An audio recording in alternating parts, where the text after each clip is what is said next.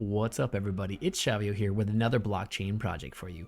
But recently, I've been hearing a ton about a project called Sunflower Farmers, so I decided it was time for us to take a look. Let's jump straight into the white paper. So they have the plant guide here, and this is kind of a game where you're all about planting little things and then collecting them and harvesting. So they have a list here showing you the different rates. Now again, these rates here are all going to be corresponding to the amount of token that has actually been minted at this time. So take these with a grain of salt. And they take you straight to the tokenomics, and the tokenomics here are actually pretty common towards something more like Bitcoin, and they actually do reference it here, as you can think of this similar to Bitcoin halving. So what they're talking about here is that each time the supply of the token increases, they're going to have the rewards, similar to how when you mined Bitcoin, the more that was mined, the less you would mine each time you tried. Moving on, they go on to talk about rewards. Now this is something that you can collect every 3 days, depending on the size of your farm. I haven't seen enough information on this yet to indicate how much your reward will be or what size farm you need to get them, but it does pay off to hold the token and to make your farm larger. Here they get into talking about the halving event, and again, this is going to be of critical importance because you really are going to have to watch where you are when you're buying things, when you're selling things, and what the upgrade prices are. Now, the upgrade prices to the farms do change as the token goes, so it does scale to be accessible to all players to have a low barrier entry fee, even as the token increases in price. They go on to talk about crafting. There's actually quite a bit of crafting in this game. It probably is really the heart and soul of the game is crafting and harvesting. So here they go on to talk about crafting tools. Tools like the axe is used to harvest wood. Wood makes the wood pickaxe. The wood pickaxe harvests like a rock or a stone. That does the stone pickaxe, so on and so forth. And you actually need to collect each one of these as you go on. Also, there are burn rates here. So as you continue to use these tools, they will eventually burn, and you're not really sure when that's going to happen. Then they go on to talk about crafting and gathering resources. And again, very simple. Here they're trying to craft the axe. It's 1 SFF. They go ahead and do that, and then they can come down and they can start chopping the tree. Depending on how many axes you minted will depend on how much of the resource you return to yourself, because you can decide on how many axes you want to use to cut. So it's all a way of staking your current crypto assets to continue mining more of it. The more crypto you put into the game, the more they're going to let you get out of the game. As for their roadmap, they talk about what they want to come next. They want to become a large game. They want to have a crowdsourced crafting mechanism, and they want a stable token. So I think we've covered enough of the white paper here. Let's jump into the game itself. All right, so you click on the Get Started button. It takes you right in, and it shows you got your base farm. You see you got 3 plants here that you can interact with.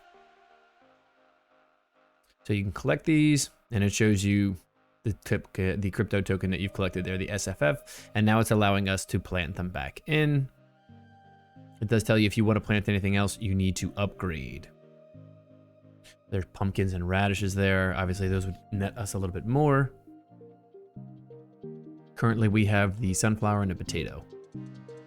This little dude tells us about where the supply is. We're currently at 2 million. We know that everything changes at 5 million. There's another halving event. And you see the upcoming price and the current price here. All right, so let's go ahead and plant a couple. And now I see there is a save timer in the upper left-hand corner. So it looks like to be able to save the progress of what you're doing, you're gonna have to click that button. So you can keep interacting with everything. You can plant and harvest, but inevitably nothing counts until you click that save button, and that save button's constantly going down as soon as you perform an action. It started at about 25 minutes. All right, so we jumped ahead here, and now we've planted some potatoes. Again, if we wanted to go any further, we would have to upgrade. Here I've upgraded the farm a little bit just to see what else I could get. When I upgraded the farm, it did make me save again, and that was another transaction. So I'm noticing that really to do anything in this game, there's a lot of transactions, and then to kind of force you into doing the transaction, there's the timer. So not crazy about this mechanic. It doesn't feel great that I'm being forced to continue processing transactions. And then when you combine that with the fact that the Polygon network is so congested, fees are very high. So essentially what's happening here is you're at a race. As soon as you plant anything and that 25-minute timer starts, you're trying to harvest as much as you can before you're forced into doing another transaction. So you can do the sunflowers, those are for 1 minute, the potatoes are 5 minutes, and then they just keep increasing in time. And again, if at any time you don't click that save button, anything that you've done during that time is reverted back. So finally, taking a look at the actual token itself, it looks like when the token first came out, it came out around $2.80 and then continued to move upwards through its first day or two. And then, you know, you saw the halvings happen. The early adopters of the game started to sell their coin off very sharply, and it has plummeted ever since. So it looks like it hit almost all the way up to $6, and now it is sub $1 today. So yeah, this kind of looks like a pump and dump here. So another red flag for this project currently. All right, guys.